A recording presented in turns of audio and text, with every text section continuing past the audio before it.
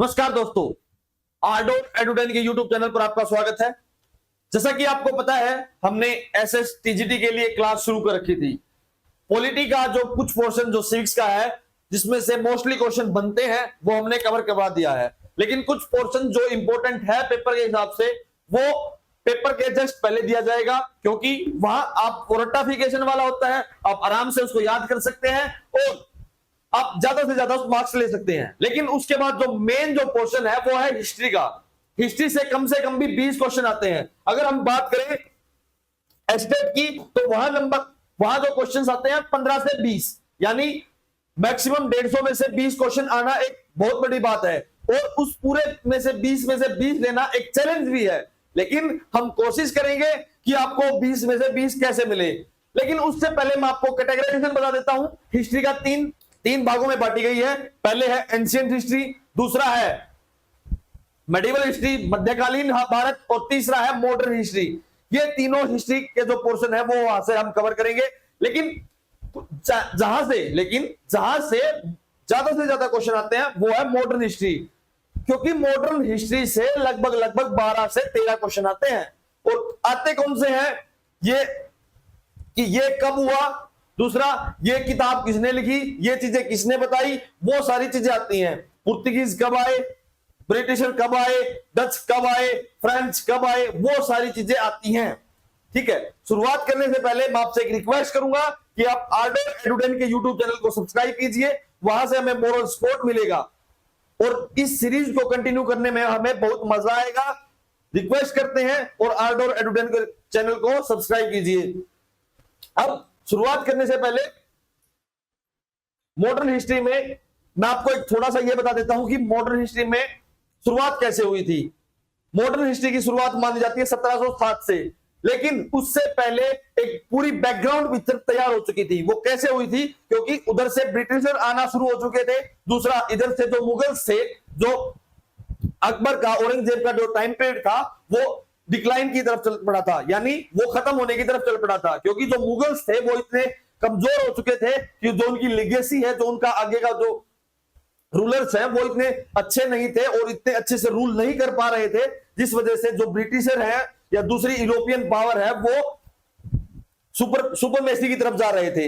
ये था पूरा हिस्ट्री का जो बैकग्राउंड है, जो मॉडर्न हिस्ट्री में तैयार किया। लेकिन उस समय कुछ छोटी छोटी जो पावर थी, जैसे मराठास थे, विजयनगर थे, बहमनी किंगडम थे, ये भी मराठास ने तो कुछ हद तक अपनी पूरी कोशिश की कि पूरे इंडिया पर कैप्चर किया जाए। लेकिन कोई दूसरी पावर ऐसी नहीं थी जिसने ये सोचा कि हम इंडिया को कैप्चर कर लेते हैं। लेकिन जो बहमनी और विजयनगर दो एम्पायर थे साउथ इंडिया के, उनके बीच में लड़ाई इतनी बढ़ चुकी थी कि वो अपने आप में दोनों में लड़के खत्म हो चुके। उन्होंने बाहर देखने की कोशिश ही नहीं की। लेकिन ये सारी चीजें देखते हुए हमें यह पता लगा कि जो इंडिया के ऊपर एक लूप होल बन गया, यानी कोई भी रूलर ऐसा नहीं था कि वो पूरे इंडिया को कैप्चर कर पाए, यानी पूरे इंडिया पर राज कर पाए। जिस वजह से जो ब्रिटिशर थे, जो यूरोपियन पावर थी, उन्होंने उसका फायदा उठाया और इंडिया पर राज किया। ये सारी पिक्चर तैयार होने के बाद, लेकिन हमें यह जानना जरूरी है कि सबसे पहले कौन आया और वो क्यों आए। That's the reason. सबसे पहले जो आए वो पुर्तगीज थे। पुर्तगीज क्यों आए? द मेन रीजन पुर्तगीज, क्योंकि वहां मसालों जो ओटोमन एम्पायर था तुर्की के पास। अब आप एक चीज समझो, तुर्की है बीच में, कहा एशिया के और यूरोप के। वहां से जो इंडिया के मसाले थे वो वहां से अट्रैक्ट होते थे, यानी जो इंडिया का जो केरला साउथ इंडिया का रीजन है, वहां से मसाला जाता था। वो मसाला तुर्की से होके जाता था, ओटोमन एम्पायर से। लेकिन वहां कुछ ऐसी दिक्कत हुई कि वो सारा जो मसाले का जो ट्रेड था वो महंगा हो गया और यूरोपियन ने सोचा क्यों नहीं हम खुद जाकर इस पूरे जो मसाले का हम खुद लेकर आए। वहां से जो शुरुआत होने से पहले सबसे पहले वास्को डी गामा भारत आए। उन्होंने देखा कि कैसे इंडिया पहुंचा जा सकता है। उन्होंने वो सबसे पहले अफ्रीका पहुंचे, साउथ अफ्रीका की कोस्ट पर। वहां से एक कोचीन का एक जमोरिया नाम का एक वहां था, उससे मिलकर वो केरला पर आकर पहुंचे, जहां कोचीन के उनके राजा ने उसका स्वागत किया कि आप आए हैं हमारे यहां पर, रेस्ट कीजिए और ट्रेड कीजिए। ये सारी बातें हुई। जब वास्को डी गामा भारत से मसाला लेकर वापिस उल्टा गया, वापिस अपने यूरोप गया, अपने देश गया, तो उसका जो मसाले का जो रेट था वो 4 से 5 गुना। वो इतना उसने एक आइडिया लगाया, क्यों ना हम इसी तरह का ट्रेड करें, क्यों ना हम अपनी जो इकोनॉमी है, अपना देश को इस तरह से फैलाएं कि जो ज्यादा से ज्यादा हमें बचत हो और बेनिफिट हो। इस पूरे थिंकिंग को लेकर जो वास्को डी गामा है वो भारत आया था। वास्को डी गामा भारत में 3 बार आया, ये क्वेश्चन बन चुका है। अब वास्को डी गामा भारत में कितनी बार आया? 3 बार आया। अब सबसे पहले वास्को डी गामा भारत कब पहुंचा? मई में पूछा था, ठीक है, 1498। लेकिन ये चुटकुले वाली बात नहीं है कि वास्को डी गामा भारत में कब आया, नहीं, वो मई के महीने में आया था, ठीक है। सबसे पहले कॉलिकट में पहुंचा 1498 में। अगला है, लेकिन क्वेश्चन बनता है कि सबसे पहले ब्रिटिश पावर में जो सीरीज है वो कैसे आई? सबसे पहले भारत में आए पुर्तगीज, ब्रिटिश, फिर डच और फिर आए फ्रेंच, लेकिन बीच में नीदरलैंड का नाम नहीं है। नीदरलैंड आए थे 1616 यानी 1616। अब जो पुर्तगीज थे उन्होंने पूरे 100 साल के लिए 100 साल का गैप रहा पुर्तगीज और ब्रिटिशर के बीच में, यानी पुर्तगीज आए 1500 में और ब्रिटिशर आए 1600 में, यानी 100 साल एक्स्ट्रा रहे पुर्तगीज। एक चीज आपसे लेके बताता हूं आपसे, पुर्तगीज सबसे पहले आए थे, सबसे बाद में गए। पुर्तगीज का जो लास्ट का जो बेस था वो था गोवा। ऑपरेशन विजय के तहत वहां से वो गए थे। ये सीरीज बन चुकी है, आप आपके दिमाग में देखो, सबसे पहले आए पुर्तगीज, फिर ब्रिटिश, फिर डच और फ्रेंच। ब्रिटिश कब आए? 16 में, डच कब आए? 1602 में, और फ्रांस आए 1664 में, और जो मैंने आपको नीदरलैंड बताया वो आए 1616 में। अब ये सारी बातें यहां लिख रखी है। अब मैं एक चीज बता देता हूं आपको। पुर्तगीज ने सबसे पहले केरला पर राज किया, फिर उन्होंने अपना जो बेस था, जो वहां का जो प्रॉपर एरिया बनाया, वो फिर वो गोवा ले सके। गोवा लेने के बाद फिर वो मुंबई की तरफ शिफ्ट हो गए। लेकिन लास्ट में जो उन्होंने अपना बेस रखा वो सिर्फ गोवा को रखा। उन्होंने मुंबई को, बॉम्बे को ब्रिटिश को हैंड ओवर कर दिया as a dowry, as a gift में। उसमें मैं आपको बताऊंगा किसको दिया, क्या नाम था उनका, सारी चीजें बताऊंगा। लेकिन आप एक कहानी, आप एक पिक्चर अपने दिमाग में ऐड कर लीजिए कि कैसे कैसे हिस्ट्री डेवलप हुई, जो मॉडर्न हिस्ट्री थी वो कैसे बनी। उसके बाद पुर्तगीज ने अपना पूरा रूल जमाया, इंडियन ओशियन पर अपना काम किया, ब्लू वाटर पॉलिसी एक ले गया, कार्टे सिस्टम, यानी उन्होंने इंडिया की धरती पर एक्सपेंड नहीं किया। उन्होंने ये किया कि जो भी लोग समुद्र की तरफ से आएंगे हम उस पर एक टैक्स लेंगे, उस टैक्स से हम अपना पैसा कमाएंगे। लेकिन जो ब्रिटिशर्स है उन्होंने ऐसा नहीं किया। उन्होंने ये किया, हम यहां से थोड़ा बहुत टैक्स लेंगे, लेकिन हमारा जो राज है वो पूरे इंडिया पर होना चाहिए, क्योंकि जो ब्रिटिशर की पॉलिसी थी वो एक्सपेंशन की पॉलिसी थी। लेकिन फ्रेंच में और ब्रिटिशर में एक फर्क था। ब्रिटिशर थी ओनली प्राइवेट बेस्ड, लेकिन ऐसा फ्रेंच में नहीं था। जो फ्रेंच थी वहां प्राइवेट प्लस पब्लिक दोनों को मिलकर एक कंपनी आई थी, जिस वजह से जो फ्रेंच में लूप होल्स बन गए और फ्रेंच इतना एक्सपेंड नहीं कर पाई, और ब्रिटिश ने इतना एक्सपेंड किया कि वो लास्ट में पूरा का पूरा इंडिया कैप्चर कर चुके थे। वो कैसे कैसे, जो ब्रिटिशर की पॉलिसी थी वो आपको बता देता हूं। ब्रिटिशर क्या करते थे, फूट डालो और राज करो, यानी दो के बीच में लड़ाई करवाओ और बीच में से अपना फायदा उठाओ, ये उनकी पॉलिसी थी। अगर वो कहीं डर जाते तो उनका काम क्या था कि वो संधि कर लेते, माफी मांग लेते। लेकिन अगर वहां उसको लगता, कहीं उसको ये लगता कि नहीं हम जीत रहे हैं, तो वो क्या करते, हम उस राजा के ऊपर ज्यादा से ज्यादा एक्सपेंशन लगाते, ज्यादा से ज्यादा टैक्स लगाते और उसकी कुछ जो लैंड का उसको कैप्चर कर लेते। लेकिन हैदर अली के केस में ऐसा नहीं हुआ था। हैदर अली ने के और जो ब्रिटिशर थे उनके बीच में बहुत अच्छी लड़ाई हुई। जब लास्ट में जब टीपू सुल्तान आ गया तो टीपू सुल्तान ने बहुत कोशिश की लड़ने की ब्रिटिशर से, लेकिन कुछ कारण की वजह से टीपू सुल्तान भी हार गए। ऐसे जो पूरी जो हिस्ट्री थी वो इस तरह से डिजाइन हो गई कि हमें लगता है कि जो सारी चीजें मैं एक तरफ से पहले से बनाकर रखी थी। अब शुरुआत करते हैं पुर्तगीज से। पुर्तगीज ने सबसे पहले जो अपना जो नेवल बेस है वो कोलम में रखा। 1502 में उन्हें फैक्ट्री लगाई। लेकिन मैं आपको एक चीज बता देता हूं, मैं कई बार जो है फैक्ट्री वर्ड का यूज करूंगा। फैक्ट्री वर्ड का मतलब ये नहीं है कि कोई चीज है वहां पर बन रही है। फैक्ट्री का मतलब मॉडर्न हिस्ट्री में ये है कि वो वहां कर जाकर सारा जो सामान है जो एक्सपोर्ट करना है वो उस पूरे एरिया में इकट्ठा कर लेते और वहां से वो एक्सपोर्ट करते। ये फैक्ट्री का मतलब है। और अब आगे करते हैं फिर उन्होंने गोवा पर राज किया। गोवा पर राज करने के बाद वो आगे चलते गए और पूरी जो वेस्ट की कोस्ट है इंडिया की, उस पे पूरा के पूरा जो पुर्तगीज था उसका राज हो चुका था। अब जो ब्लू वाटर पॉलिसी थी, उनका जो फर्स्ट गवर्नर था वाइस रॉय, देखो जो ब्लू वाटर पॉलिसी है वो कौन लेके आया था? पुर्तगीज में सबसे पहले जो ब्लू वाटर पॉलिसी थी वो लेके आया था एल्मीडा। लेकिन यहां आप वर्ड आएंगे वाइस रॉय और गवर्नर जनरल या फिर गवर्नर, वो क्या चीजें हैं? यानी वो एक सुप्रीम अथॉरिटी वहां की गवर्नमेंट ने यहां कर भेज दिया कि आप इनको अपने हिसाब से काम करवाओ और आप यहां से ज्यादा फायदा उठाओ। ये पूरा जो वाइसराय का, यानी एक एज ए एडमिनिस्ट्रेटर उसके ऊपर काम करो भाई, ज्यादा से ज्यादा कंपनी को फायदा हो और हमारी देश को, हमारी इकोनॉमी को फायदा हो। लेकिन जो यूरोपियन ने किया है वो सारा एक ब्लंडर था, क्योंकि उन्होंने अपनी जो इकोनॉमी थी उसको फ्लोरिश करना था, ज्यादा से ज्यादा बढ़ावा करना था। उन्होंने रॉ मटेरियल लिया, अपने देश में इंडस्ट्रियलाइजेशन किया और वही प्रोडक्ट बनाकर इंडिया में धक्के से हाई रेट पर बेचे। ये एक पूरी पॉलिसी थी पुर्तगीज की और किसी भी ब्रिटिशर की, यूरोपियन पावर की। और अब 30 में क्योंकि एक क्वेश्चन आता है, मैं आपको क्वेश्चन के हिसाब से डिजाइन कर रखा है ये पूरी जो सीरीज है, क्योंकि मुझे चाहिए कि ज्यादा से ज्यादा क्वेश्चन है जो आप ठीक कर सको।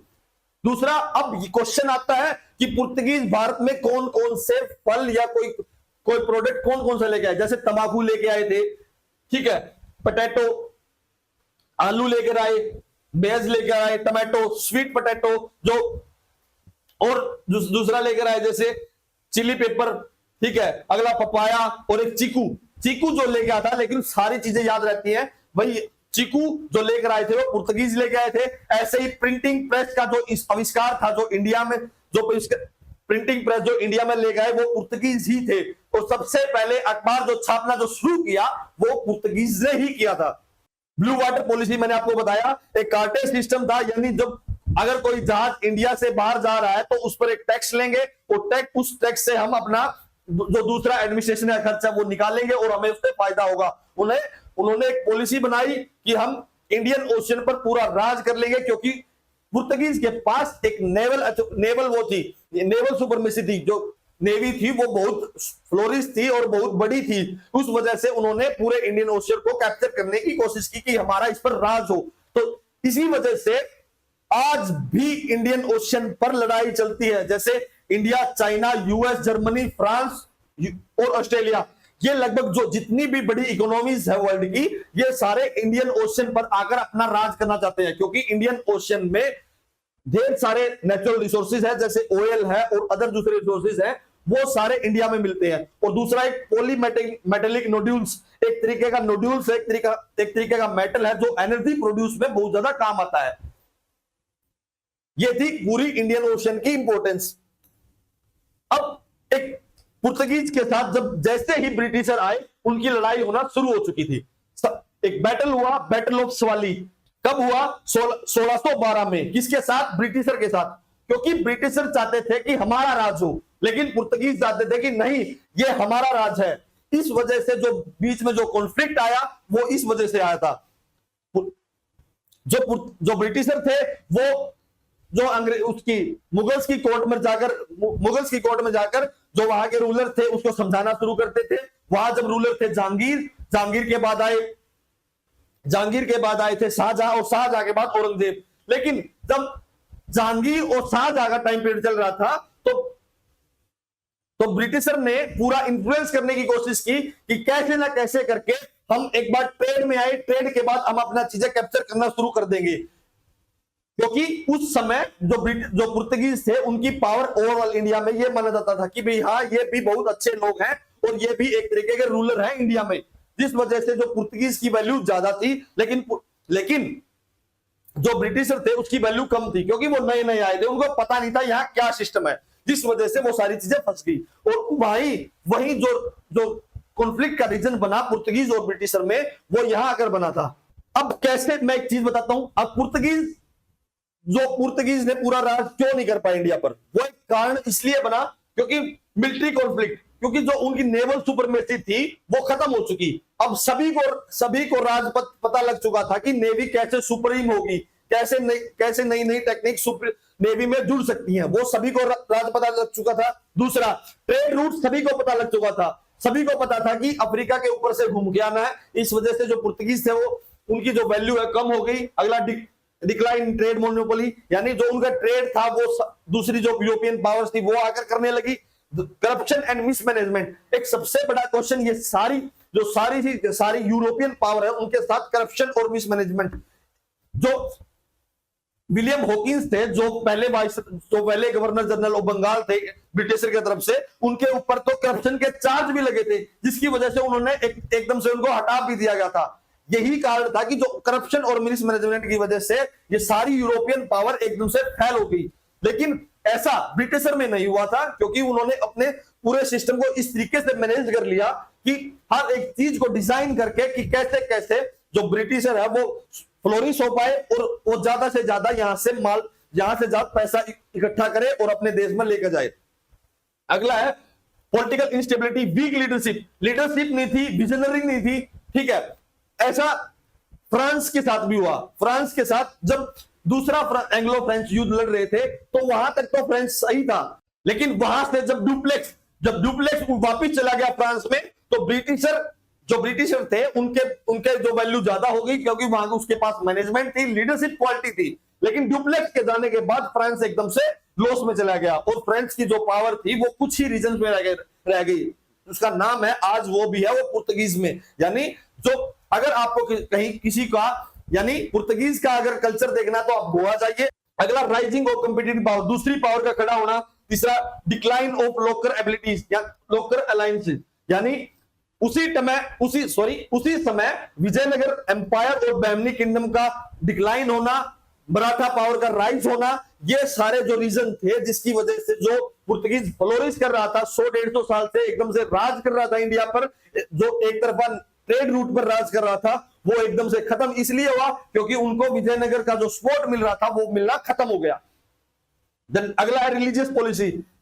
पुर्तगीज ने आते ही क्या किया कि वहां पर क्रिश्चियनिटी, जो क्रिश्चियन जो धर्म था उसको फैलाने की कोशिश की, जिस वजह से वहां की लोकल जो पॉपुलेशन थी उससे उसका कॉन्फ्लिक्ट होना शुरू हो गया।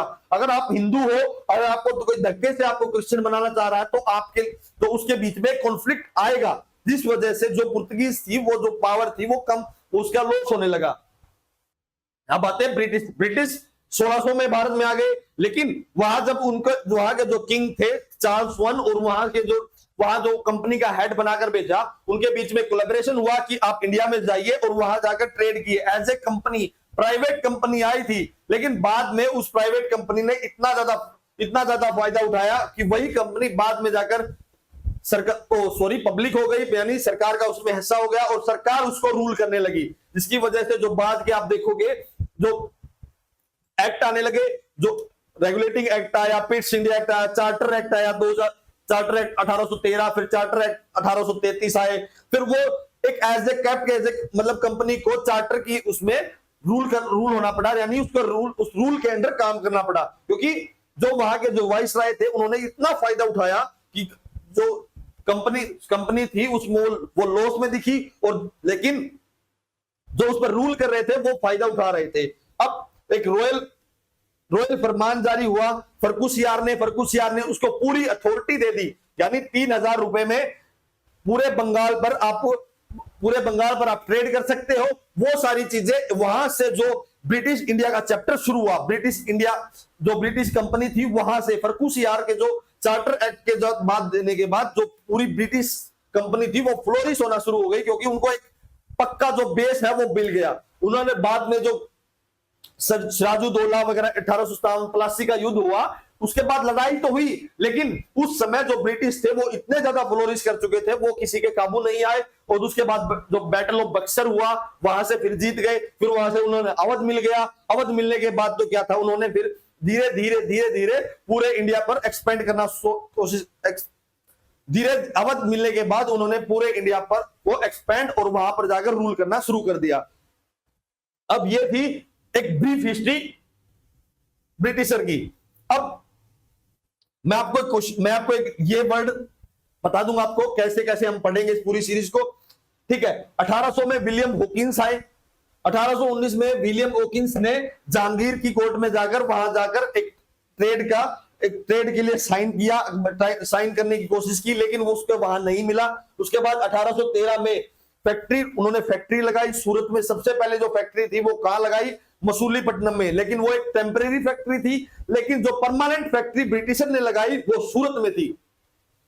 अगला, सर थॉमस रॉय ने जहांगीर से, जो मुगल रूलर थे जहांगीर, उनसे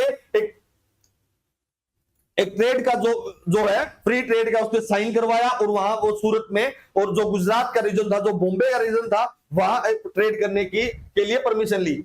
1616 में इंग्लैंड में मसूलीपट्टनम, सॉरी 1616 में इंग्लिश ने मसूलीपट्टनम में अपनी फैक्ट्री लगा ली, जो वो परमानेंट फैक्ट्री बन चुकी थी। ठीक है, उसके बाद है 1632 में East India Company right to trade मिल गया गोलकोंडा का। गोलकोंडा के साथ उनके जो रिलेशन थे वो बहुत अच्छे हो गए, और उसके बाद जो औरंगजेब से उन्होंने अपने रिलेशन अच्छे बनाने की कोशिश करी। ठीक है, क्योंकि 1691 में उन्होंने ड्यूटी फ्री ट्रेड की जो परमिशन थी वो औरंगजेब से ले ली, क्योंकि उन्होंने औरंगजेब को इस तरीके से हैंडल किया कि ज्यादा से ज्यादा हमें ट्रेड की जो परमिशन है वो मिल सके और किसी को परमिशन ना मिले। ठीक है, फर्रुख यार से तो मैंने आपको बताया कि उनको एक गोल्डन फरमान मिला। उसके बाद तो ब्रिटिशर ने बहुत हद तक ट्रेड किया, और पूरे बंगाल का रीजन था, उड़ीसा का रीजन था, बिहार, यूपी, वहां तक फ्लोरिश करके पूरे जो इंडिया को कैप्चर करने की कोशिश की। अगला है कोलकाता में उन्होंने जो फोर्ट बनाया था उसका नाम था Fort William, and then Chennai में जो फोर्ट बनाया था उसका नाम था फोर्ट सेंट जॉर्ज, जो बनाया था 1664 में। ये थी कुछ बातें जो इंपॉर्टेंट थी, जो इंट्रोडक्शन लेक्चर था एक हिस्ट्री का टीजीटी के लिए, वो मैंने आपको पूरा कवर करवाने की कोशिश की। आप हमें कमेंट में बताइए इसमें क्या बदलाव करें कि जिससे आपको ज्यादा से ज्यादा चीजें समझ में आए और आपको ज्यादा से ज्यादा नॉलेज है जो एग्जाम के लिए इंपॉर्टेंट है वो आपको मिल सके। इस पूरी सीरीज को यही खत्म करते हैं। Thanks to all and subscribe to आरडोर एडुडेंट। आपसे रिक्वेस्ट है कि आप आरडोर एडुडेंट के चैनल को सब्सक्राइब कीजिए, क्योंकि वहां से मोरल सपोर्ट मिलेगा। दूसरा, हमने अपना यूट्यूब एनालिटिक्स देखा है, उसमें जो हमारी वीडियो देख रहे हैं वो सब्सक्राइब नहीं कर रहे, लेकिन आपसे रिक्वेस्ट है कि आप सब्सक्राइब कीजिए, हमें सपोर्ट कीजिए। Thank you all.